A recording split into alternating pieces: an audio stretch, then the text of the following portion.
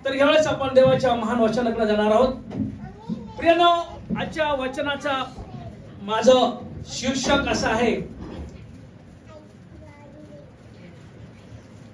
पहिलं पाप जगात कोणी आणलेलं आहे? पहिला पापी कोण आहे? आदम आहे की हवा आहे? Very good. मी विचारेन तुम्हाला सर्वांना मंडळीला की पहिलं पाप कोणी केलेलं आहे? मला वर हात करून दाखवा. वर हात करा ना.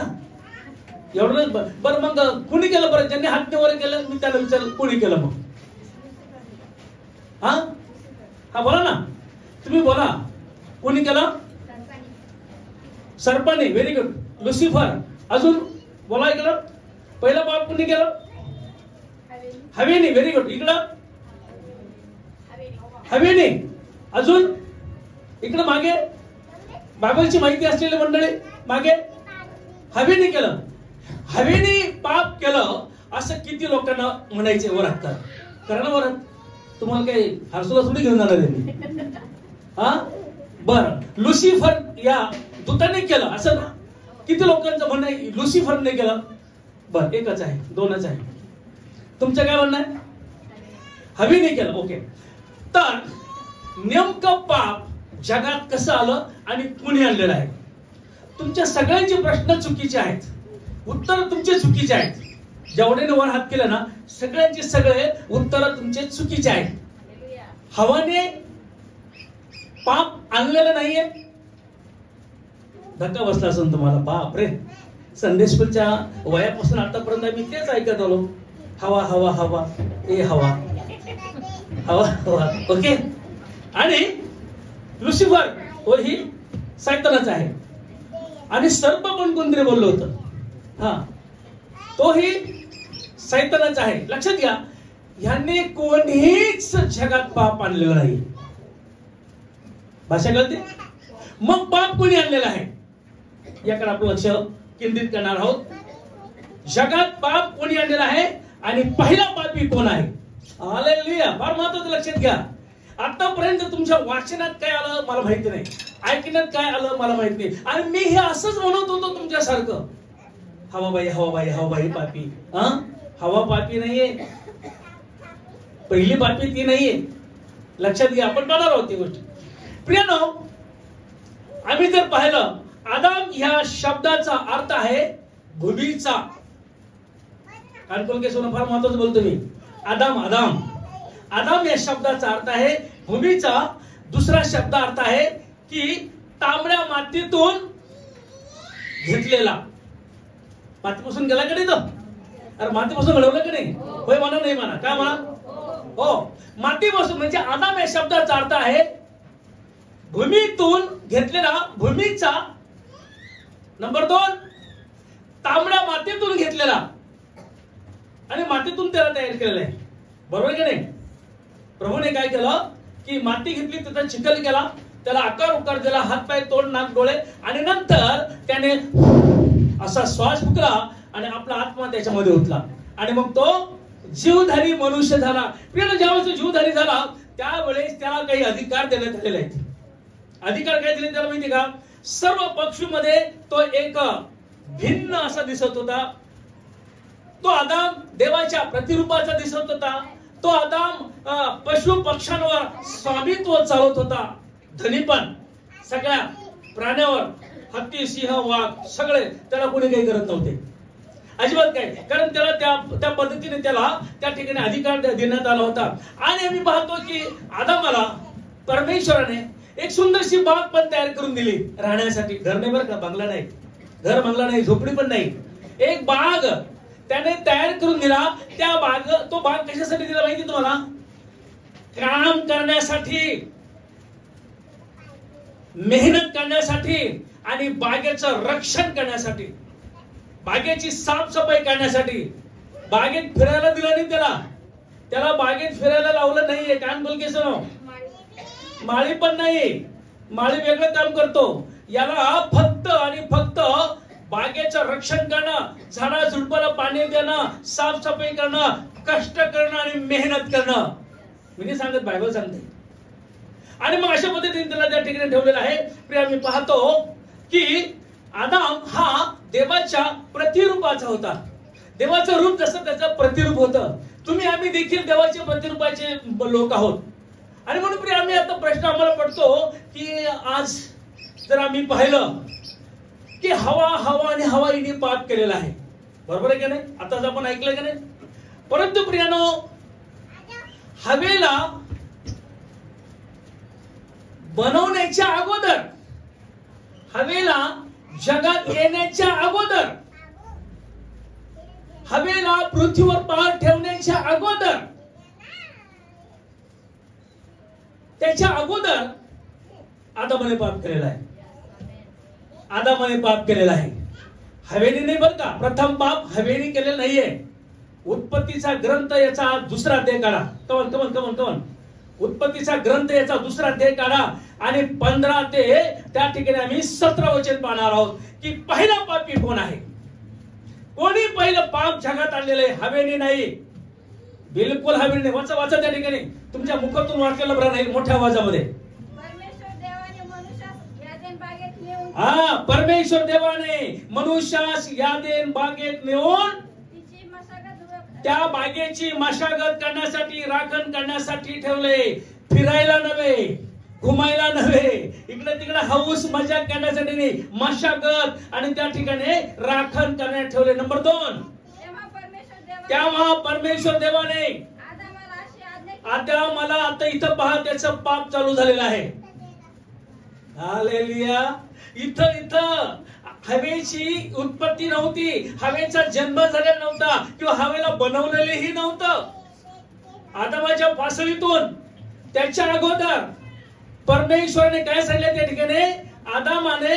देवाने आदामाला अशी आज्ञा केली की बागेतील अरे वाटेल त्या झाडाची फळ खा, यथेच्छ फळ खा, जेवढे झाड आहेत सगळे फळ खा, परंतु बऱ्या वाईटाचे ज्ञान करून देणाऱ्या झाडाचे फळ खाऊ नकोस.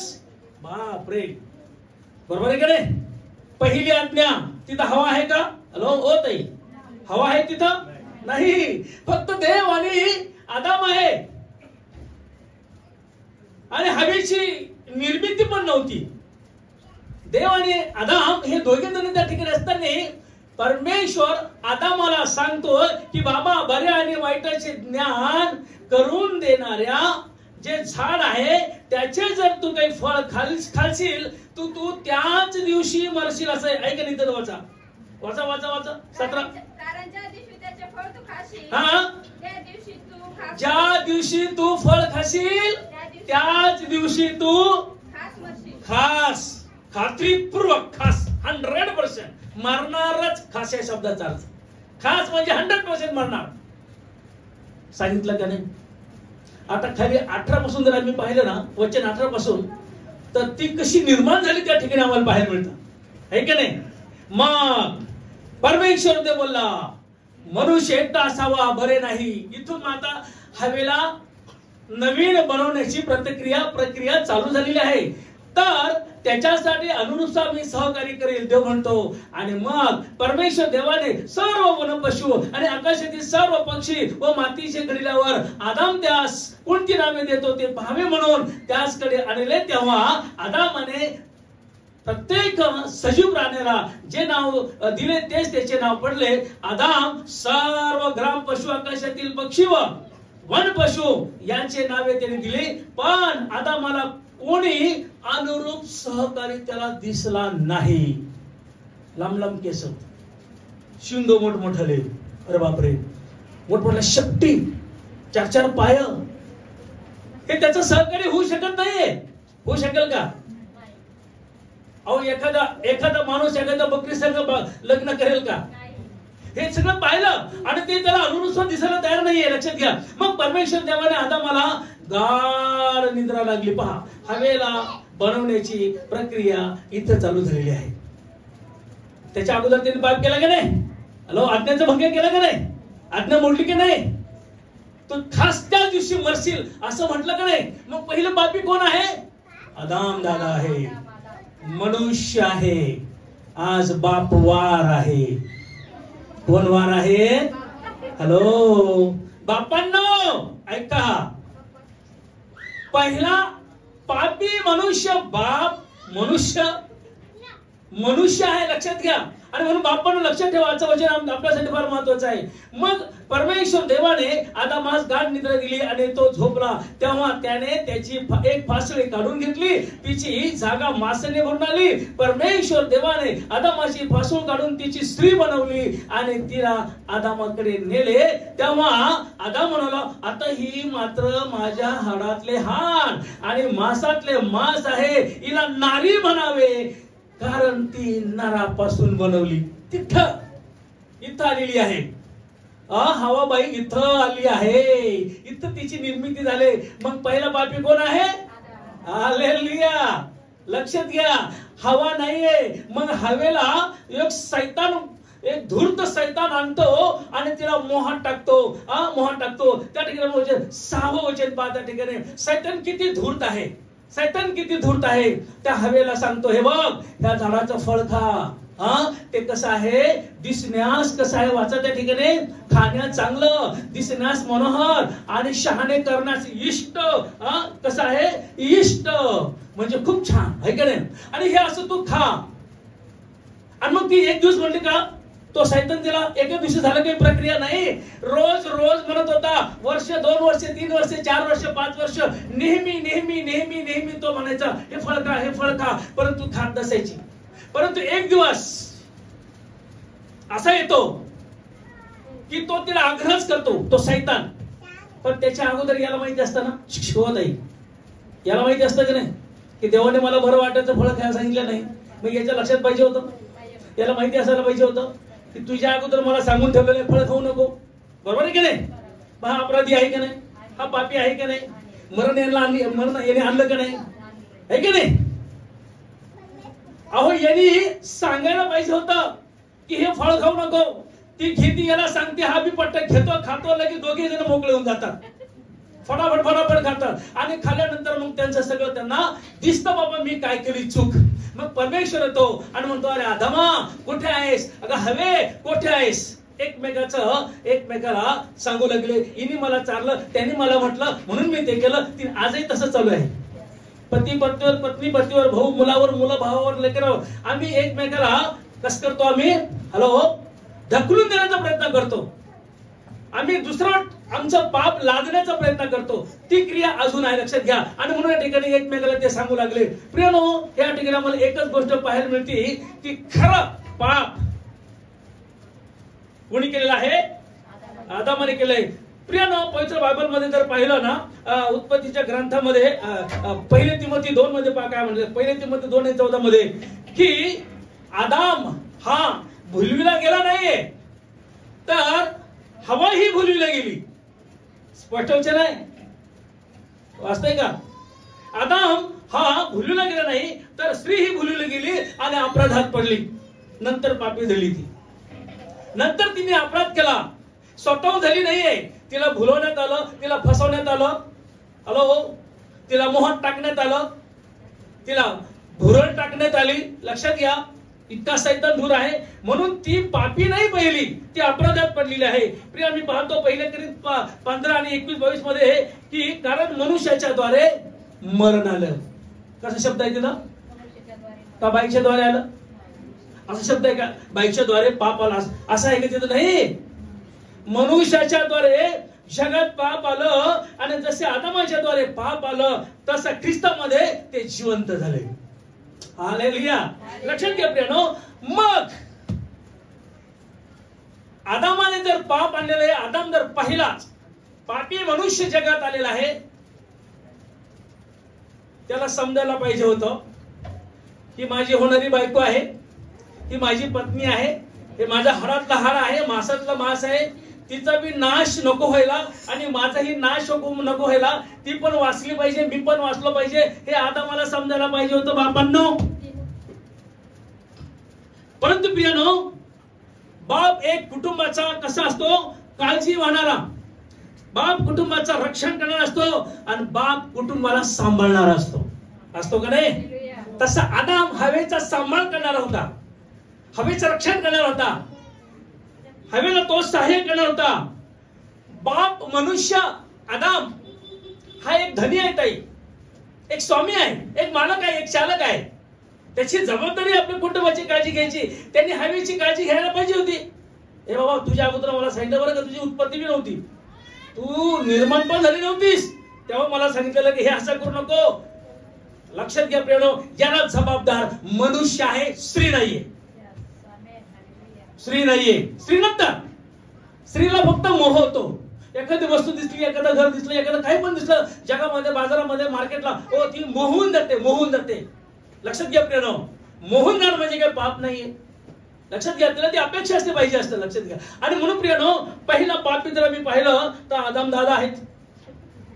त्यांनी सगळी गडबड करून टाकली, नाही का. आणि मग गडबड केल्यानंतर आम्ही परेशान होऊन जातो. बापरे, हे कसं काय झालं. अजून आम्ही परेशान होतो की नाही. पण तुमचा गैरसमज करून टाका.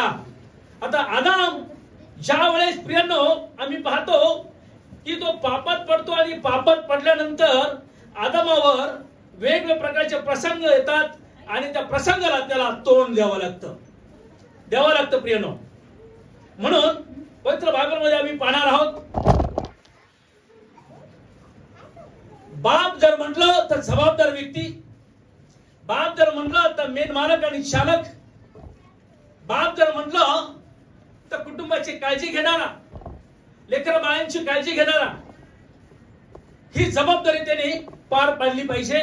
पवित्र बायबलमध्ये आम्ही पाहतो कलसेच्या पुस्तकामध्ये 3 अध्याय आणि 21 वचनामध्ये की बापांनो, किती बाप आहे तो हात करा, बापावर हात करा.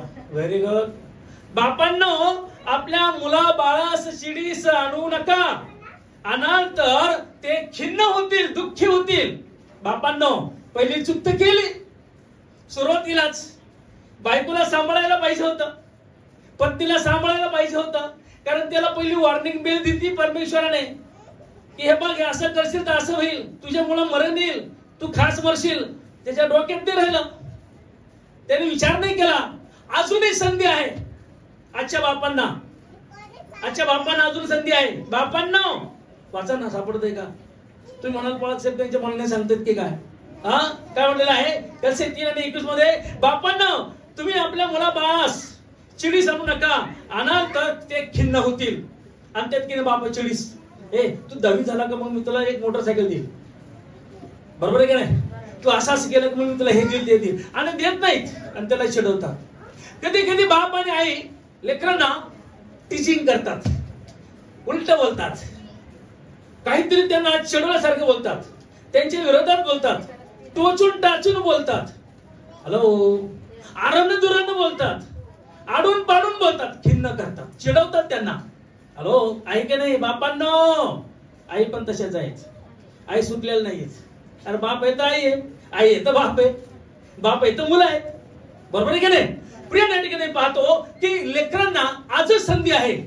जी चुकी तुम्ही पहिल्या वेळेस केली सुरुवातीला, ती चुकी आता करू नका. आता तरी चुकी करू नका बापांनो. त्यांना खिन्न करू नका, त्यांना दुःखी करू नका. नाही हे स्पष्ट सांगा, आज माझ्याकडे नाही, मी तुला 4 दिवसांनी देईल.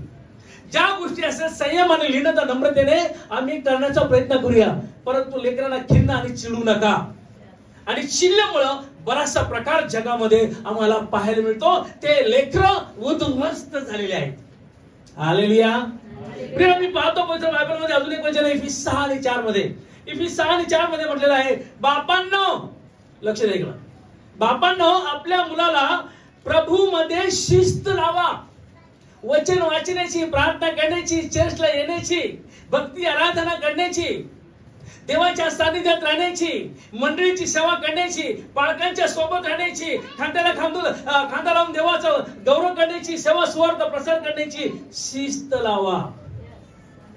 प्रभूचं शिक्षण त्यांना द्या. पवित्र बायबलमध्ये म्हटलेलं आहे, तू जर आपला बाप किंवा आपली आई जर बाळाला छिडी मारत नाहीत, तर ते आई आणि वडील त्या बाळाचे वैरी आहेत. बाळाचे वैरी आहेत. छडी म्हणजे शिस्तीचं एक प्रतीक आहे. शिक्षा, शिस्त त्या बापाने, त्या आईने आपल्या मुलांना लावलीच पाहिजे. लक्षात घ्या प्रियनो, आपल्या मुलांना शिस्त लावली पाहिजे. आपल्या मुलांना अजूनही संधी आहे, संधी गेलेली नाहीये. पहा, तुमच्या मुलांकडे लक्ष द्या. आज तुमचे मुलं कुठे आहेत? शिस्त न लावली मुलं, आज मुलं कुठे आहेत? मुलं काय करत आहेत? बापांनो, जी चूक पहिली केली उत्पत्ती 2:15 ते 17 मध्ये जी चूक केलेली आहे वचनामध्ये पुन्हा घडू देऊ नका. कारण तुमच्या चुकीमुळे, बापांच्या आदामाच्या चुकीमुळे, मनुष्याच्या चुकीमुळे जगात पाप आलेला आहे. जगात काय आलेलं आहे? रोम 6:23 मध्ये काय म्हटलं वाचा, कमान फटाफट. पापाचे वेतन, हालेलुया. जगात पाप आले, पापाचे वेतन मरण. आणि याकोब 4:17 मध्ये म्हटलेलं आहे, चांगले करणे करत असून जो ते करत नाही त्याला ते पाप आहे आणि पापाचे वेतन मरण आहे. बरोबर आहे. पवित्र बायबल मध्ये उत्पत्ती 2:16 आणि 17 मध्ये सांगितल्याप्रमाणे की त्याच्याद्वारे जगात पाप आलेला आहे. प्रियानो, आज आम्ही विचार करणार आहोत, बापांनी मनुष्याने आजही अजून संधी गेली नाही आपल्या मुलाबाळांना शिस्त लावणे, आपल्या मुलाबाळांना चर्च मध्ये आणणं, धार्मिकतेमध्ये आणणं, त्यांना देवाचा गौरव, देवाचं शिक्षण देणं आणि त्यांना देवाबद्दलचं भय त्यांच्यामध्ये निर्माण करणं. ऐकत नाहीये ना, पटका मारा. शास्त्र सांगते, मी नाही सांगत. स्तोत्र संहितामध्ये नाही का 13 मध्ये म्हटलेलं आहे की जो ऐकत नाही छडी मारा, शिक्षा करा, दंड करा, परंतु त्याचा नाश होऊ देऊ नका. हवेचा नाश झाला का नाही? झाला का नाही? कुटुंबाचा नाश केला का नाही त्याने? त्याच्या चुका मला, कारण तिच्या अगोदर गेला आज्ञा केली होती की तू हे करू नको.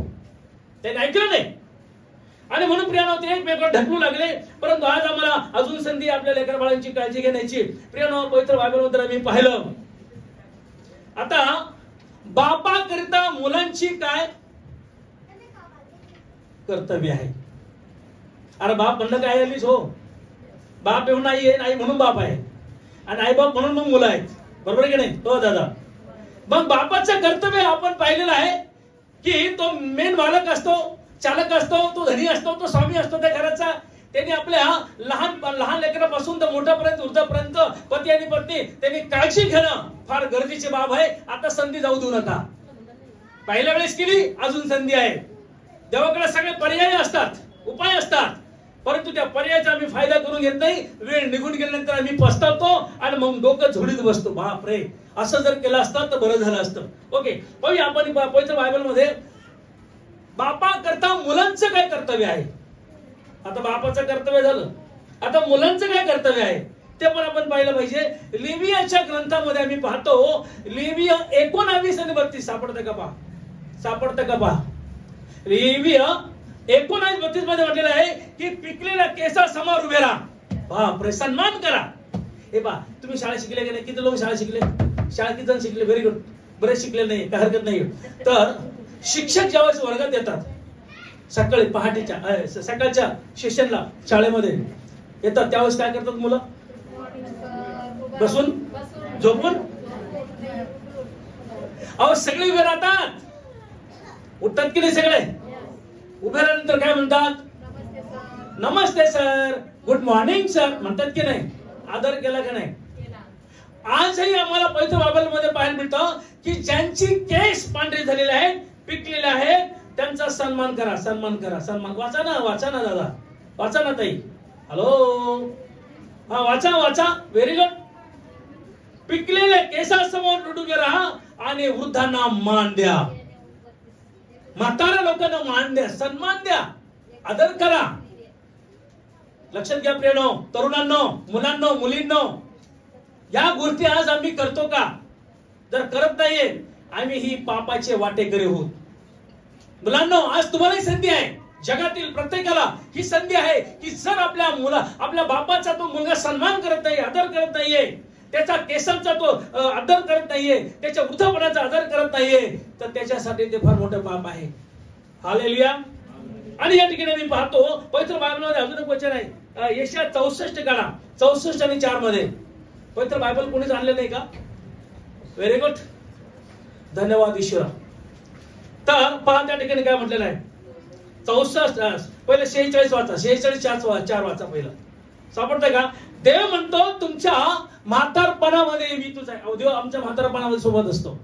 जरी मुलींनी सोडलं, मुलांनी जरी सोडलं ना, हॅलो, सुनांनी जरी सोडलं ना, जगाने जरी सोडलं ना, तर पवित्र बायबल या ठिकाणी सांगतं यशाया 46 आणि 4 मध्ये की देव म्हणतो तुमच्या म्हातारपणात मी तुमच्या बरोबर आहे, तुमचे केस पिकले तरी मी तुमच्या बरोबर आहे आणि मी तुम्हाला खांद्यावर घेईल, तुम्हाला मी वागविणारा मीच आहे आणि तुमचा बचाव करणारा मीच आहे. हालेलुया. जरी जगाने सोडलं तर देव मात्र सोडत नाही.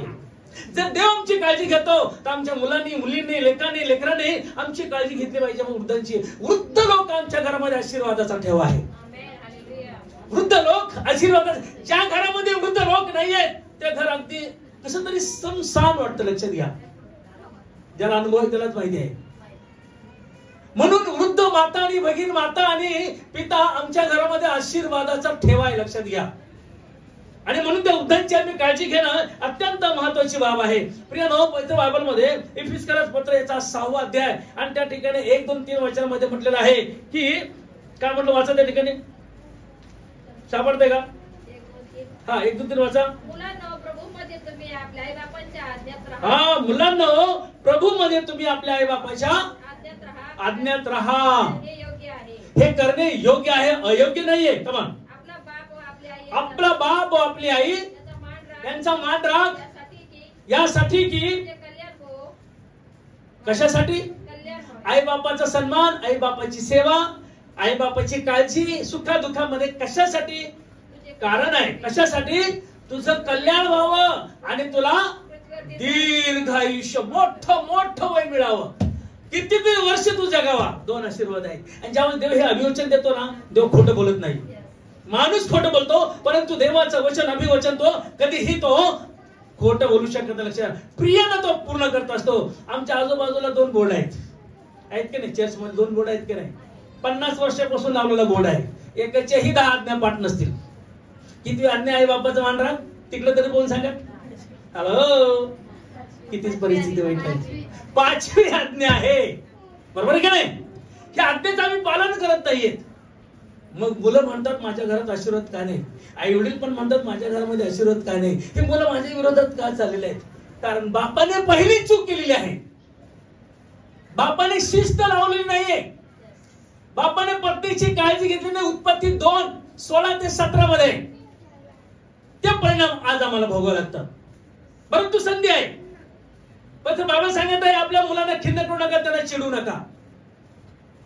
संयमाने त्यांना घ्या, शांतीने त्यांना घ्या, समजूतदारीपणे घ्या, सुज्ञानपणाने त्यांना घ्या आणि त्यांच्या मनात मन, विचारात विचार घालून तुम्ही त्या गोष्टी करणं गरजेचं बाब आहे. म्हणून तुम्हाला जर आशीर्वाद पाहिजे असतील मुलांना, मुलींना, सुनांना, तरुणांना, तरुणींना, आई बापाची विशेष आणि विशेष काळजी घ्या. त्याच्यात नंबर 1 तुझं कल्याण आहे. कल्याण म्हणजे भरपूर आशीर्वाद. नंबर 2 तुझं आयुष्य वाढतच जाणार आहे. चिरकाल आयुष्य वाढणार आहे. याच्यापेक्षा आम्हाला काय पाहिजे? आम्हाला घरामध्ये भरभराट पाहिजे. आमचं आयुष्य आम्हाला वाटलं पाहिजे. याची आशीर्वाद कोणते आहेत? प्रियानो, आणि शेवटचं वचन पहा त्या ठिकाणी काय म्हणलेलं आहे. शेवटचं वचन पहा काय म्हणलेलं आहे. जो लेविय 20 आणि 9 मध्ये काय म्हणलेलं वाचा. आपल्या बापाला आपल्या आईला जो शिव्या शाप देईल. अरे बापरे, आपल्या बापाला किंवा आपल्या आईला जो मुलगा, जी मुलगी, जी सून, जो तरुण, जो तरुणी शिव्या शाप देईल. काय म्हणतात त्या ठिकाणी? हा, त्याला काय करा? अवश्य. अरे बापरे. आणि खाली काय म्हणलेलं आहे? जो आपल्या बापाला आईला शिव्या शाप देईल त्याच्या रक्ताचा जाब त्याच्याच माथी राहणार आहे. लक्षात घ्या प्रियानो, मुलांनी आपल्या आई बापाची काळजी घेणं फार गरजेची बाब आहे. आई बाप आपल्या घरामध्ये आशीर्वाद आहे. गाडग्याला गाडगं लागणार, मडक्याला मडकं लागणार, थोडी चकमक होणार. ती जेवढ्या पुरती तेवढी असते, ती जास्त काळ टिकणारी नसते. लक्षात घ्या, हवेच्या ना आदमाच्या काळातही ते झालं होतं, उत्पत्तीपासून आतापर्यंत तेच आहे. याचा अर्थ नाहीये की त्या ठिकाणी खुन्नस, अबोला, भांडण, तंटण न हे असेल तर सैतान तयारच आहे त्या ठिकाणी, आहे की नाही? आणि म्हणून आम्ही या ठिकाणी पाहतो प्रियानो, पहिल्याने जे पाप केलेलं आहे ते आदामाने आणलेलं आहे आणि त्याचं वेतन आजपर्यंत आमच्यामध्ये चालू आहे. लक्षात घ्या प्रियानो, तुम्हाला माहिती आहे की आई वडील हे कुटुंबासाठी किती महत्वाचे असतात. शेवट उदाहरण देईल आणि बंद करेल. तुम्हाला मागे मी सांगितलं असेल, एका वृद्धाश्रमामध्ये मला बोलवलं. त्या ठिकाणी मला संदेश देण्याची वेळ आली. सगळे म्हातारे लोक, आणि संदेश वगैरे दिला. संदेश दिल्यानंतर बरीच मंडळी तिथं रडू लागले. त्यांच्या जीवामध्ये बऱ्याचशा गोष्टी त्यांना जाणू लागल्या, आठवू लागल्या.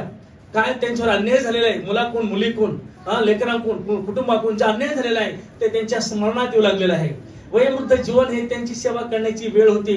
वयोवृद्ध जीवन हे घरामध्ये आनंदाने नांदण्याची त्यांची गरज होती. वयोवृद्ध हे जीवन नातरुंड परतुंडांना खेळा हातात घेऊन खेळण्याचे ते जीवन होतं. त्यांच्या संग गप्पा गोष्टी करण्याचे जीवन होतं. परंतु आज ते म्हणाले, रोडवर मी बसतो आणि येणारे जाणारे लेकरा मी पाहतो आणि ढसढसा रडतो. जेवायला बसतो त्यावेळेस आम्हाला आमचे मुलं आणि नातरुंड आमच्या नजरेसमोर येतात. प्रियानो, भयानक दुःखाची गोष्ट.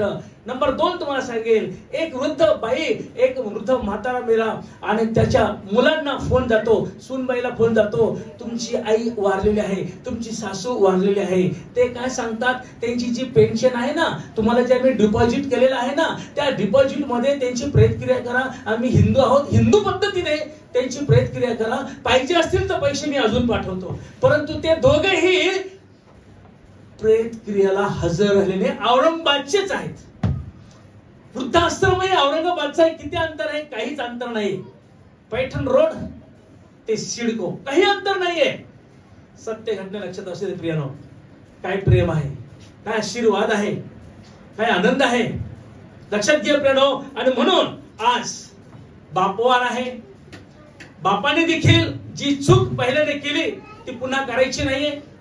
मुलांनी देखील आपल्या आई वडिलांची सेवा, वृद्ध माता भगिनीची सेवा, घरामधील प्रत्येकाची सेवा कशी करायची आज आपण ऐकलेलं आहोत. म्हणून प्रियानो, मी एकच म्हणेल की जगामध्ये पहिलं पाप हवेली नाही आणलं तर आदामाने आणलेलं आहे. कोणी आणलेलं आहे? म्हणा, पहिलं पाप आदामाने जगात आणले, हवेने नाही. नंतर ती अपराधात पडली. ओके, हे करण्यासाठी तुम्हाला सहाय्य करो. God bless you.